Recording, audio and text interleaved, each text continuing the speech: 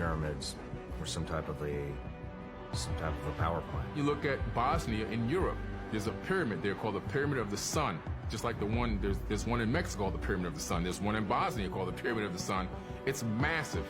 There's tunnels underneath that are connecting the pyramids. But inside of this one tunnel, they found this gigantic crystal.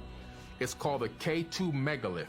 And on it is written in... Hey fam, welcome back to another video. Welcome back to another reaction. This is Segovia coming to you live from the man cave. Hope everyone out there is having a good day. Hey, back with another reaction, y'all. We're on a roll. We're doing good, getting good feedback. I'm loving it, having fun doing these videos, loving keeping myself up with the current events that are going on. Y'all, I'm learning a lot doing these videos, and I hope you guys are learning a lot doing these videos. I just want to let you guys know I did do a podcast. The link down below. I have Apple and Spotify.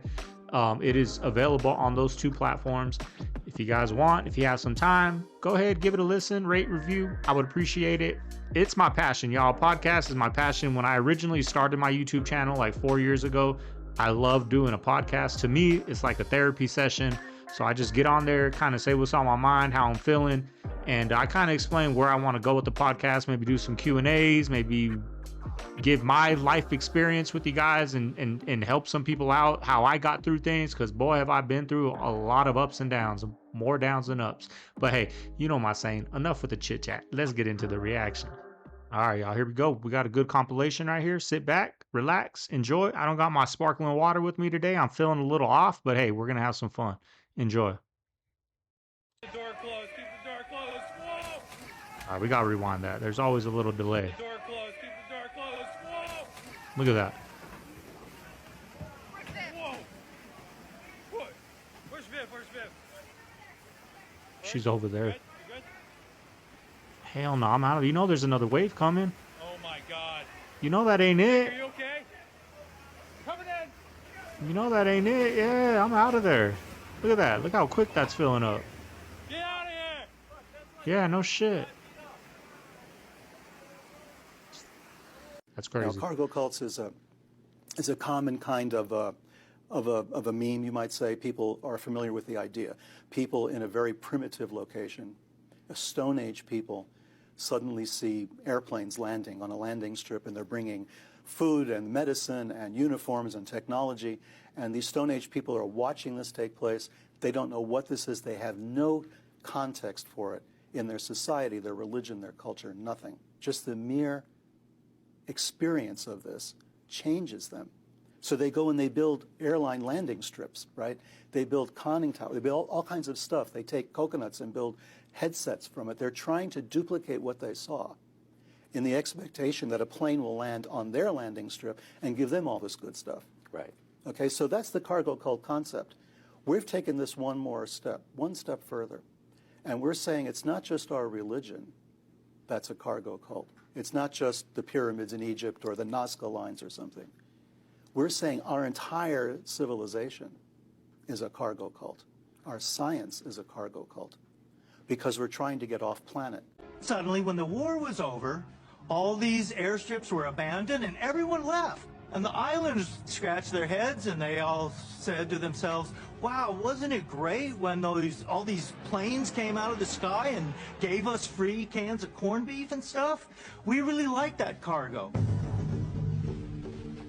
Entire religions sprung up from this, where priests actually said, yes, you know, that was our dead ancestors sending us cargo. So what they did then was they began going to the old airstrips and they would build mock wooden airplanes to try and get those planes to come back from the sky and deliver the cans of corned beef to them again. And so you can see how then an analogy with modern cargo cults plays exactly into the ancient astronaut scenario where something like this could have easily happened in the past, and entire religions built around ancient astronauts. Yeah, I just learned about this today and it tripped me out. Like, that's how primitive they are, that they see some airplanes come, bring them food, medicine, supplies. They see people with headsets and microphones like aliens, and you know, they think it's God. Like, that's crazy. That's insane. They're still out there. The primitive people are still out there. Underneath a manhole cover in a busy city centre, a set of ladders leads That rusted down ladder. I would not into climb that with my fat the ass. Each ladder is around 20 feet, taking you to the bottom of a 80-foot shaft.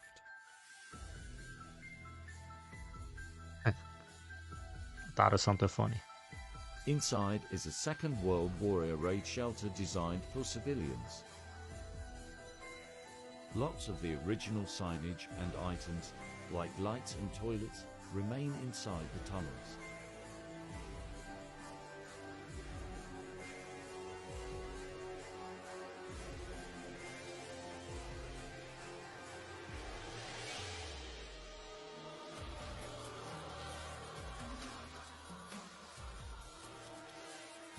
Here the seat numbers for the personnel are still shown on the wall.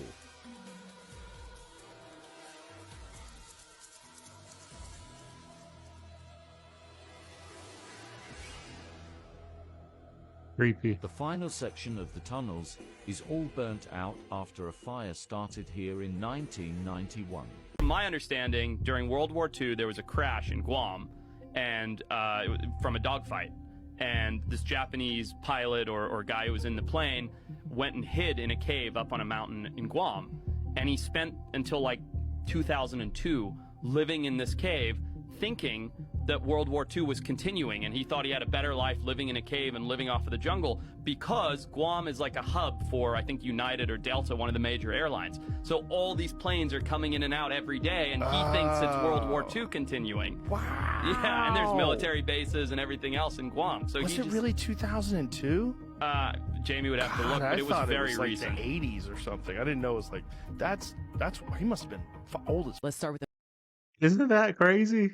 Like, he didn't want to become a prisoner of war. It wasn't the 2002. It ended up being in the 70s. But still, 30 plus years living in the caves and the trees, and the war's over. You just don't know. You think it's still going on out there. 30 years of war, and you're just living in the cages. And I'm not the cages. You're living in the caves and the trees. That's crazy. military-industrial complex. Okay. What is it? Who is it? It is these massive defense corporations who make all these different weapon systems, from the smallest to the most powerful nuclear weapons and missiles. When we are at war, they make a lot of money. When politicians, even if we're not at war but are threatening that we may go to war, they make a lot of money. And these decisions are not made within the context of, hey, what is our military actually, what do we need to ensure that our military is ready to defend our country and our national security interests? It is very often what members of Congress are advocating for, even more than the military is asking for sometimes, because of those cozy relationships with the military-industrial complex, with these massive defense contractors and their lobbyists. So there's a direct correlation as the money is changing hands there.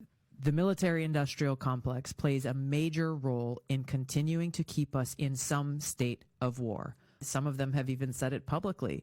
When we are at war, business is good.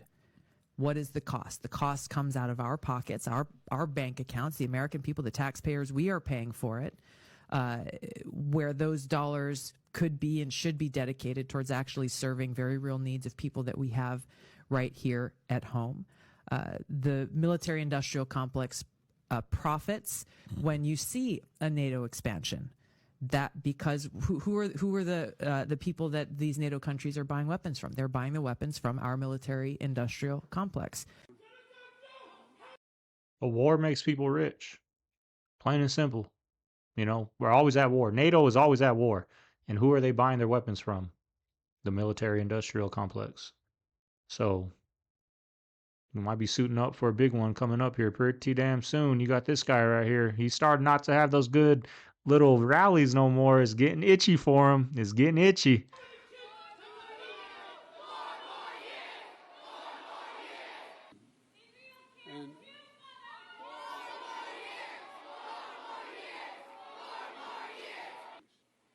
Her right to make deeply personal. We're going to have this going to go on for a while. with their Dobbs decision.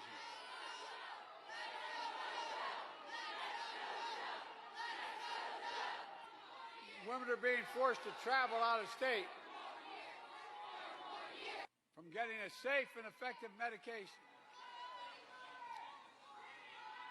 He's getting pissed. He's about to say something he's gonna regret. Check this out, y'all. Look at how helpless this is. And look at this cameraman filming his lady over there. Getting her reaction.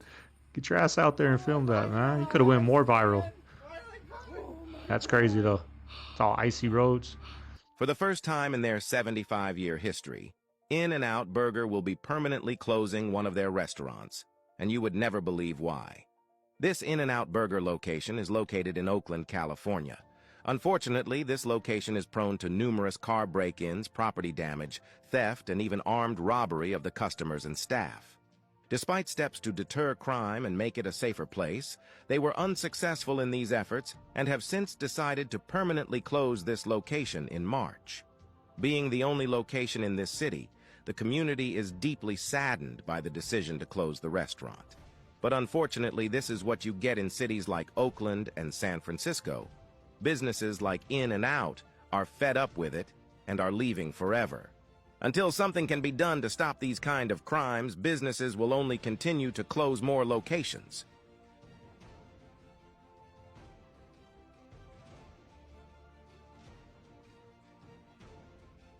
Tell me this.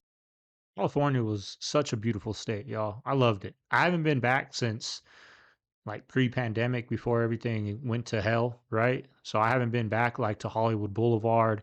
I don't know how it is now, but I know during 2020, like listening to all those Joe Rogan, Joey Diaz podcasts, they talk about how bad, Hollywood Boulevard is now. I don't know how it is now. Venice Beach.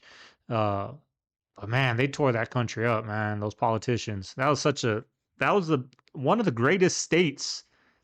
Probably, I'm gonna get some backlash for saying this, but in the country, right?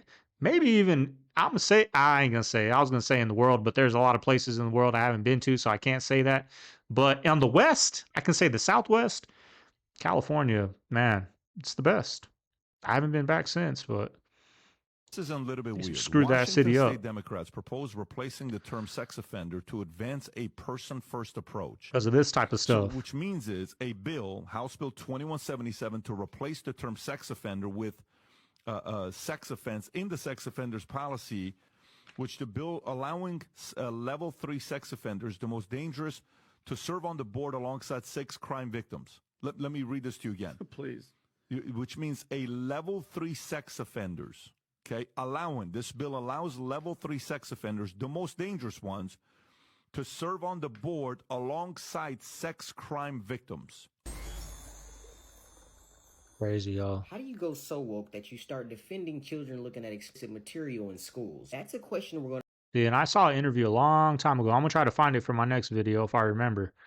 Of a rapper. He's like a conscious rapper on an interview saying that, they're eventually, they're leading towards pretty much legalizing pedophilia, right? That's where they're heading. And then if you guys remember on one of my older videos, I did a video of he was interviewing the devil, right? And the devil was saying, you guys ain't ready for that yet, but give me like 5-10 more years and you guys will be ready for it. And just stuff like this, like they're talking about on MSNBC, this girl, Joy Reid, just to even argue that a kid could read this book. Like when I was at that age, I wasn't even thinking about this stuff. Like I was like, I can't wait to get home, to eat, and then go outside and play with my friends, play some basketball, play some football, lift weights in the garage. But now, like, this is what they're indoctrinating them with. So imagine when those kids get older and we're all gone, right? What's going to be legalized if they're already legalizing this at this young age? I have to ask Think about NBC it. host Joy Reid, and I'll tell you why. Just the During fact that a debate grown with the woman is founder arguing of this, Parents' someone Rights with Group, kids. Moms for Liberty, MSNBC host Joy Reid sat on national television and defended this book being in schools with children, which is a book that has explicit scenes describing a young boy being taken advantage of. We're talking about a book that describes a grown man doing very graphic things to a young boy. Here are some quotes from the book. Pedophilia. His body felt great in my mouth. He reached his hand down and pulled out my stuff. That's what they're about, man. That's crazy. Another quote reads, he got on top and slowly inserted himself into me. As an avid explicit material watcher, the only thing I know about behind intercourse previously was that it was painful. That's not even mentioning the stuff about the adult toys used. Joy Reid believes that children should have access to these books in school. The founder of Moms for Liberty made a great point, and that is children who have access to the internet at schools get blocked from using certain websites because of the material on those websites. That's no different than keeping certain books out of the hands of children. Those of us who aren't trying to prey on kids but protect them know that children shouldn't be exposed to certain things. There's an agenda to take the innocence away from children in the name of inclusivity. Joy Reid kept virtue signaling, talking about black parents wanting their children to have access to books like this. Well, I got news for you, Miss Reid. I'm a black parent, and I don't want my kids exposed to things like this in school. And any good parent, no matter what color they are, doesn't want their kids exposed to stuff like this. Point blank, period. And what is the expertise of Moms for Liberty to do the vetting? Oh my gosh, normally what a school This is just, I put this little clip on here just to show, like, how is that even an argument? How can you sit there and defend it? That's what I don't understand. board would do. You were on a school board. You would hire experts and have expert voices come in, Parents and are the best people experts who for are their kids. sociologists, Yeah. That's people what I who believe. are library Parents. science, Parents are the and best those are the experts people who for make their kids. decisions. One more thing, in Florida versus New York. New York spends about $26,000 per student. 40,000. 26,000. 40,000. And Joy. in Florida, it's about $10,000. So we're talking about much less money. The requirement in some of these schools, they don't even have a school librarian because the school Yeah, actually doesn't I have enough know. money. Isn't that They're awful? instead of spending their time going through your book bans, they could actually be focusing on hiring library science technicians. our We argument. don't have a Actually funding do the problem in job American public of education. increasing We have a literacy. priorities problem. And the in American public priorities education. ought to It's be become a that jobs each program. parent, including liberal parents, should be able to make their own decisions about what their children read. Amen. I think we can agree on that. Then I think that Moms for Liberty should not be making those decisions for them. Pyramids down there are a lot. They're a lot bigger than the ones in It's super megalithic. One of the pyramids is 2 kilometers by 2 kilometers by 2 kilometers by 2 kilometers of base. Oh, wow. Looking into the Nikola Tesla stuff, and it sounds like Nikola Tesla got his information somehow from ancient Egypt. A lot of people say that the pyramids were some type of a power plant. You look at Bosnia in Europe, there's a pyramid there called the Pyramid of the Sun. Just like there's one in Mexico called the Pyramid of the Sun. There's one in Bosnia called the Pyramid of the Sun. It's massive. There's tunnels underneath that are connecting the pyramids. But inside of this one tunnel, they found this gigantic crystal. It's called the K2 megalith. And on it is written in runes, it says, "We must stand in defense until we can open the gate." There's only a very small, and I do mean small, amount of people that This podcast just came out. I got a couple of clips from it.